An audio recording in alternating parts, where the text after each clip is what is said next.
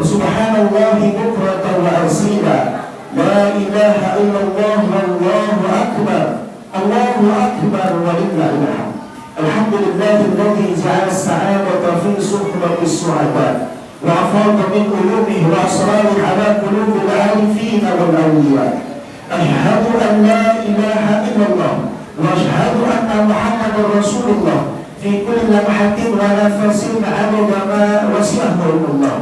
Allahumma fasholli wa sallim wa karrim wa wajjid wa ajid ala habibika al-Mustafa Muhammad al-Fatihi lima ukhlika wal khatimi lima sabaq nasirul haqqi bil haqq wal hadi ila siratikal mustaqim wa ala alihi wa sahbihi haqqa qadrihi wa miqdaril azim.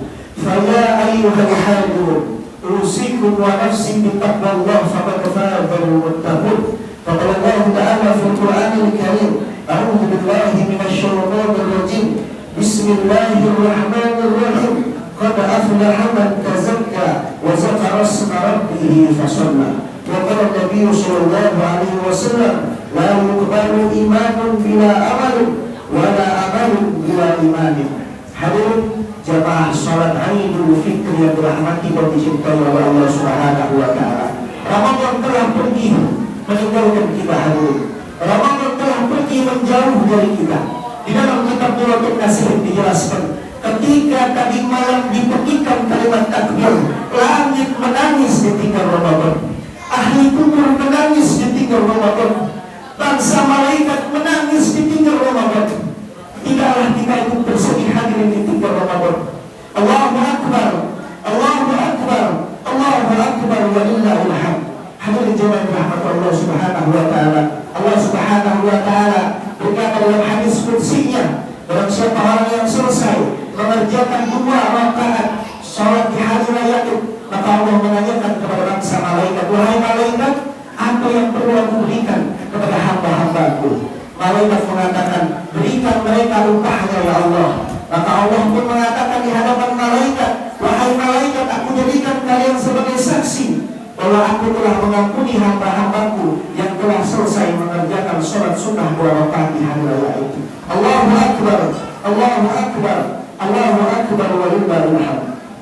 Di dalam kitab Kanzul Azhar wa Surur karangan Syekh Muhammad Al-Qudsi dijelaskan ada satu hadis dari baginda Nabi Muhammad sallallahu alaihi wasallam. Hadis itu mengatakan, barang siapa dari umatku yang bangun di hari raya ba'da subuh meminta ampun beristighfar 100 kali, tidak akan pada hari kiamat kecuali tidak membawa dosa sedikit pun. Allahu Akbar, Allahu Akbar, Allahu Akbar walillahil hamd. Bicara makna Idul Fitri, kita harus lupa secara bahasa. Apa makna Idul Fitri? Artinya kembali. Fitri makan. Bisa diartikan kembali makan sesudah 30 hari berpuasa. Maka yang lain secara hakikat adalah Idul Fitri, kembali bersih, kembali jernih, kembali suci. Apa yang suci hadirin? Hati kita suci dari kebencian, suci dari kotoran batin, suci dari kebencian, suci dari rasa iri kepada orang lain. Allahu Akbar, Allahu Akbar, Allahu Akbar walillahil hamd. Hari ini pun bisa disebut dengan hari kemenangan. Kemenangan apa yang kita rayakan hadirin hari ini? Kebahagiaan apa yang kita hadiri, yang kita banggakan hari ini? Apakah dengan jubah baru kita? Bukan. Apakah dengan barang baru kita? Bukan. Apakah dengan makanan yang siap kita hidangkan di meja makan? Bukan itu yang kita rayakan. Kemenangan bagi jiwa-jiwa yang dirayakan hari ini adalah kemenangan bagi jiwa-jiwa yang telah sukses menentukan hawa nafsunya selama 30 hari bulan puasa. Allahu Akbar, Allahu Akbar, Allahu Akbar walillahil hamd. Hadirin jemaah rahmat Allah Subhanahu wa taala. Di antara nikmat hari ini bukanlah nikmat bisa berkumpul saja dengan keluarga, bukan nikmat bisa makan kembali. Nikmat hari ini yang patut kita syukuri adalah nikmat masih bisa menatap wajah kedua orang tua kita. Sedikit bermuhasabah hadirin. Barangkali di sini sudah ada nikmat yang Allah cabut dalam diri kita, sudah tidak bisa lagi menatap wajah kedua orang tua kita.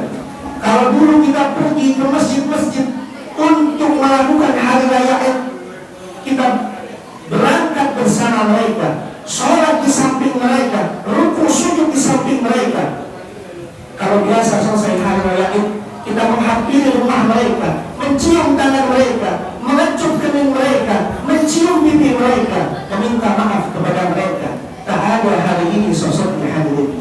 Tidak ada hari ini fisiknya, ruhnya kembali kepada Allah, sedangkan jasadnya tertimbun kaku di bawah tanah. Di mana mereka?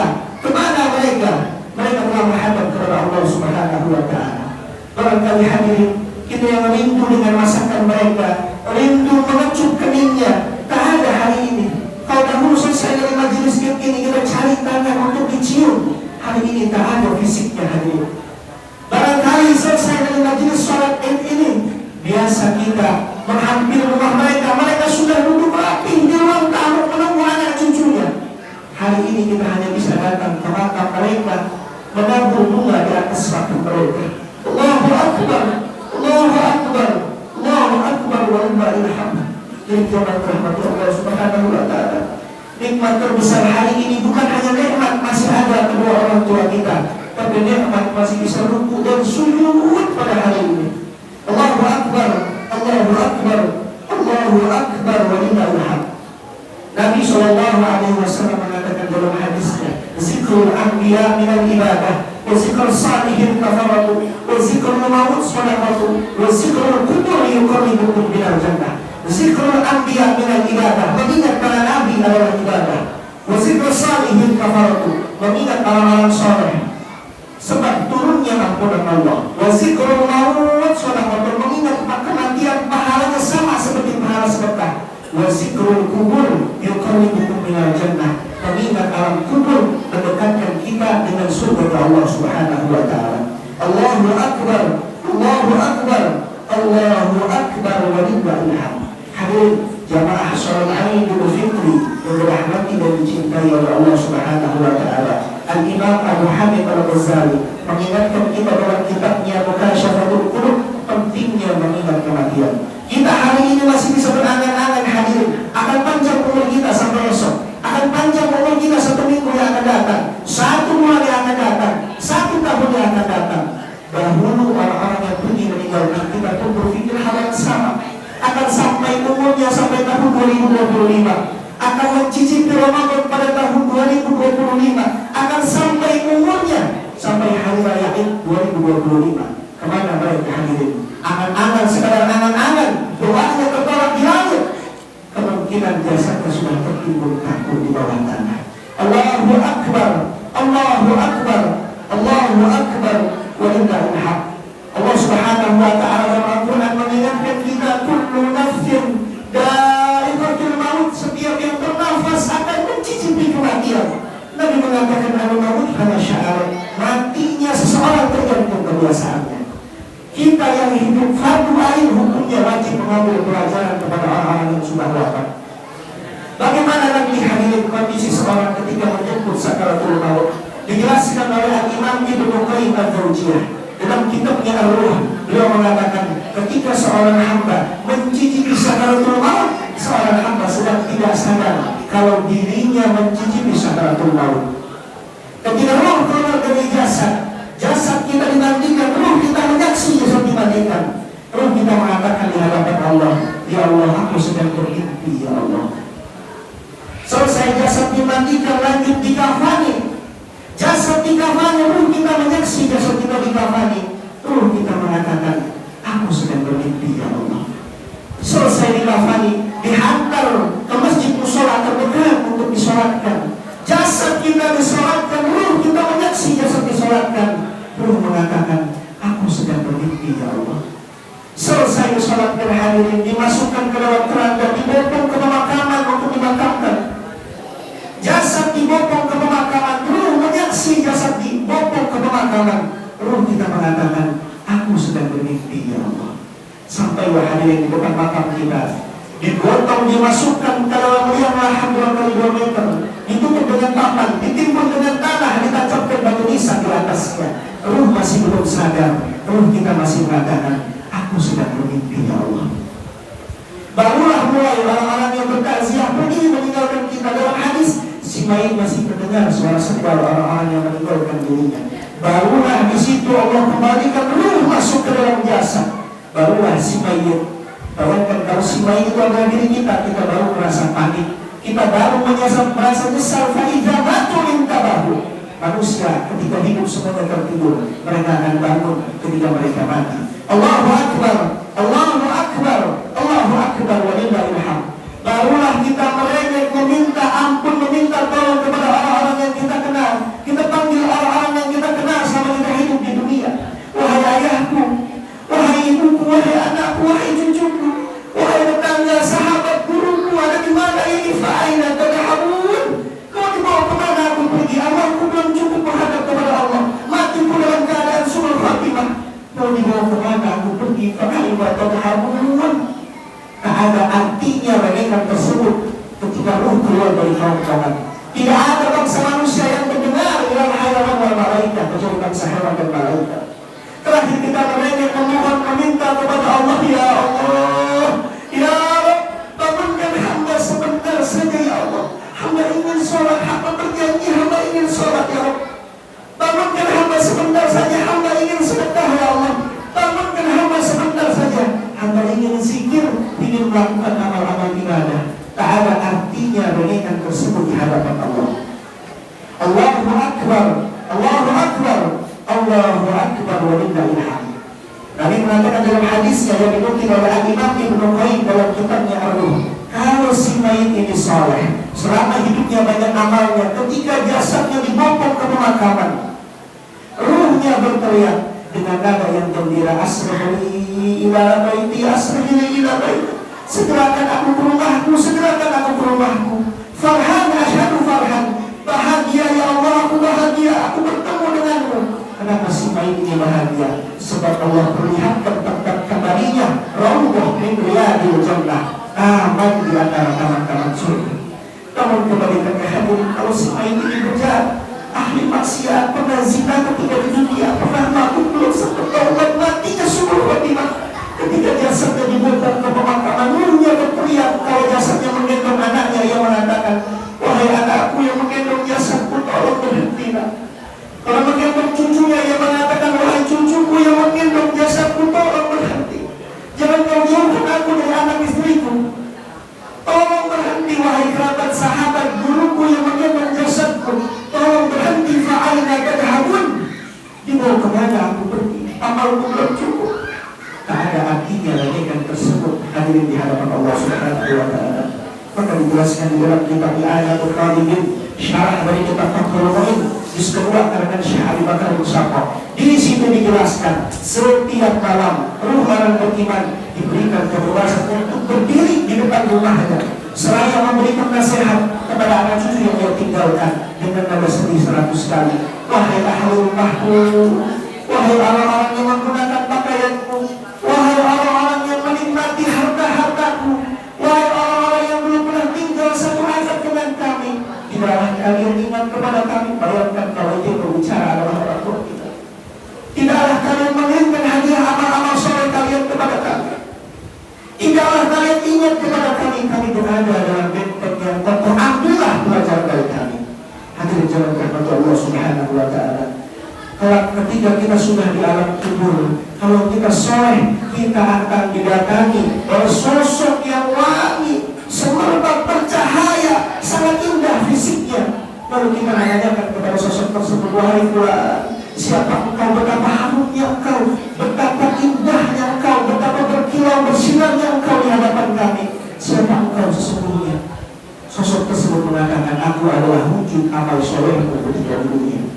Namun kembali lagi hadirin, kalau si mayit ini ahli maksiat, jauh dari Allah, dia akan disamparkan oleh sosok yang hitam, bau busuk, menakutkan, menjijikkan.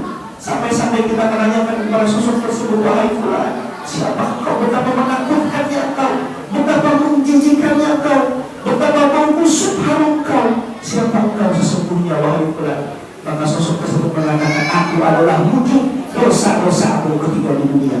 Allahu Akbar, Allahu Akbar, Allahu Akbar, wa lillahi hamd.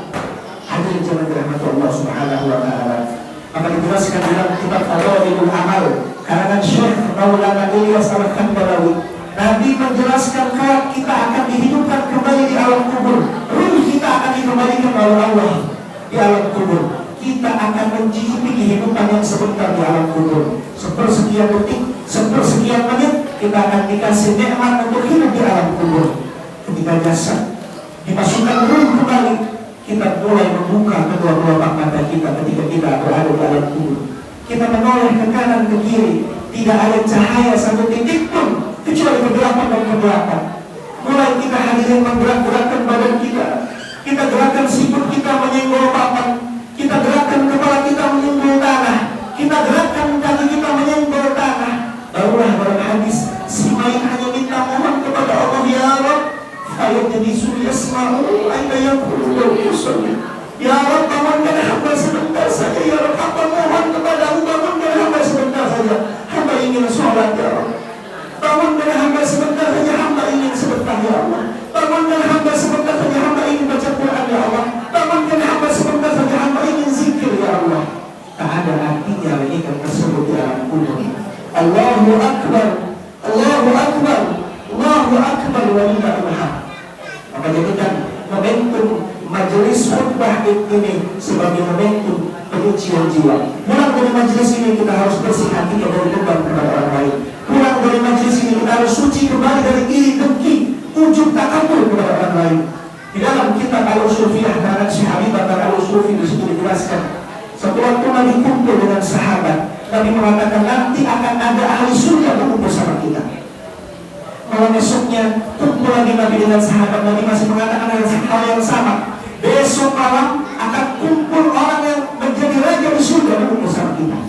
Malam besoknya kumpul lagi Nabi dengan sahabat, Nabi mengatakan besok malam akan duduk orang yang sudah dipastikan ahli surga berkumpul bersama kita. Ketika sahabat tersebut yang difonis oleh Nabi ahli surga pulang, satu sahabat izin menginap di orang tersebut. Nama sahabat ini Sayyidina Umar radhiyallahu anhu. Sayyidina Umar izin menginap karena penasaran kenapa sahabat tersebut difonis oleh Nabi ahli surga. Ketika sahabat tersebut dari malam sampai pagi diperhatikan oleh Sayyidina Umar ibadahnya apa. Paginya Sayyidina Umar menanyakan kepada orang tersebut, wahai fulan, dari malam sampai pagi aku tidak tidur memperhatikan ibadahmu.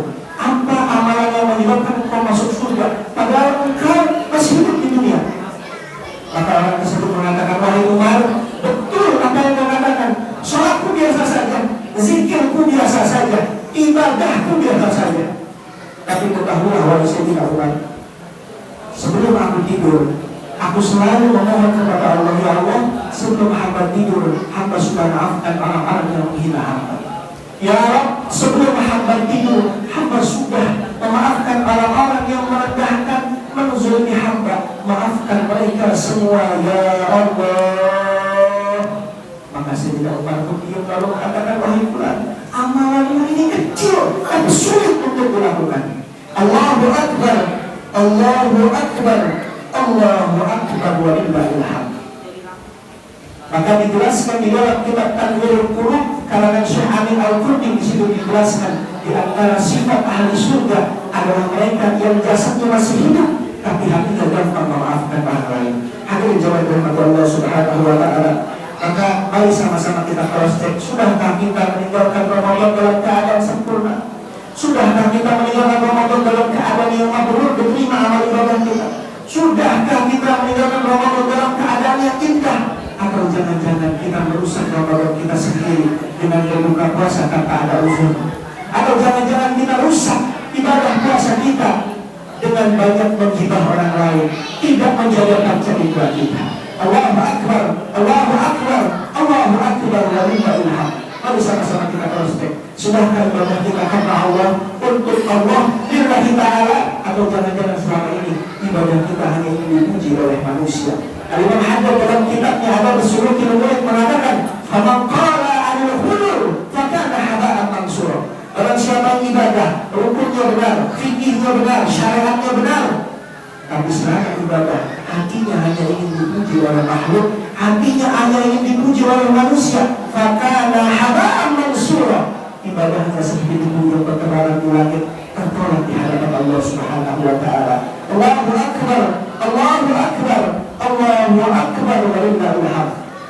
Hadirin, kalau biasa kita mendengar pengumuman kematian di antara masjid dan mushola, inna lillahi wa inna ilaihi raji'un, telah telah meninggal fulana binti fulana, yakinkanlah hadirin, satu waktu nama kita yang akan disebut di masjid tersebut. Kalau biasa kita bertakziah ke tetangga kita, saudara kerabat guru kita, ada bendera kuning dan kita tetap di rumah mereka, yakinkanlah hadirin, kalau bendera kuning itu akan berkibar di depan rumah kita. Allahu Akbar, Allahu Akbar, Allahu Akbar wa lillahi alhamd. Maka Nabi mengatakan dalam hadisnya, jika mata Ibnu Hajar yuqadu amalu illa min salasin, sadaqatun jariyatin, aw ilmin yuntafi'u bih, aw waladin shalihin yad'u lahu. Apabila ada cucu Adam mati, terputus semua amalnya kecuali 3 amal. Pertama, sedekah amal jariyahnya. Kedua, ilmu yang manfaat. Ketiga, anak saleh yang terus mendoakan kedua orang tuanya. Allahu Akbar, Allahu Akbar, Allahu Akbar wa lillahi alhamd. Maka mari pulang dari majelis ini kita pulang tidak membawa beban kepada orang lain. Kita benar-benar memaknai kalimat minal aidin wal faidin, mohon maaf lahir dan batin, tidak sekedar diucap di lisan, tapi menjadi sikap hati, menjadi sumber kebersihan kalbu kita adalah memaafkan orang-orang yang benci dan membenci kita. Allahu Akbar, Allahu Akbar, Allahu Akbar wa lillahi alhamd. Sampai-sampai Nabi bersumpah demi Allah, aku bersumpah demi Allah, kata Nabi, untuk umatku yang mati membawa dendam, aku berdoa kepada Allah untuk menutup pintu surga untuk orang tersebut. Kata Nabi menjelaskan, untuk umatku yang bawa dendam sampai mati, jangankan masuk surga, diizinkan mencium bau surga saja Allah tidak izinkan. Allahu Akbar, Allahu Akbar, Allahu Akbar wa lillahi alhamd. Maka Nabi memberikan tips amalan kepada kita. Ketika Nabi bicara kepada para sahabat, Nabi mengatakan, maukah engkau memberikan amalan yang menyebabkan engkau naik derajat di hadapan Allah Subhanahu wa Ta'ala? Nabi pun mengatakan, sambunglah tali silaturahmi kepada orang yang memutus tali silaturahmi kepada dirimu. Berilah kepada orang yang enggan memberimu, dan maafkanlah orang yang menzalimimu. Hadirin jemaah dirahmati Allah Subhanahu wa Ta'ala, mudah-mudahan amal ibadah puasa kita di Ramadan kemarin Allah terima amal ibadah puasa kita. Allah panjangkan umur kita sampai Ramadan tahun yang akan datang. Barakallahu wa fil Qur'anil karim wa nafa'ani wa iyyakum bima fihi min ayati wa dzikril hakim. Wa taqabbal minni wa minkum tilawatahu innahu huwas samiul alim.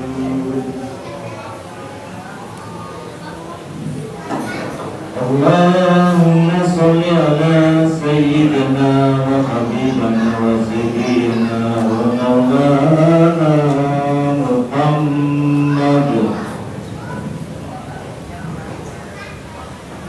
Allahu Akbar, Allahu Akbar, Allahu Akbar, Allahu Akbar, Allahu Akbar, Allahu Akbar, Allahu Akbar, Allahu Akbar kabira, walhamdulillahi katsira.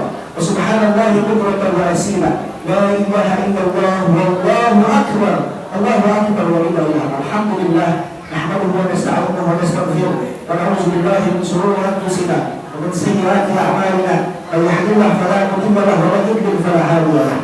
Asyhadu an la ilaha illallah wa asyhadu anna Muhammadar Rasulullah fi kulli lamhatin wa nafasin 'adada ma wasi'ahu illallah. فيا أيها الحاضرون أوصيكم ونفسي بتقوى الله فقد فاز المتقون. فقال الله تعالى في القرآن الكريم أعوذ بالله من الشيطان الرجيم بسم الله الرحمن الرحيم إن الله وملائكته يصلون على النبي يا أيها الذين آمنوا صلوا عليه وسلموا تسليما.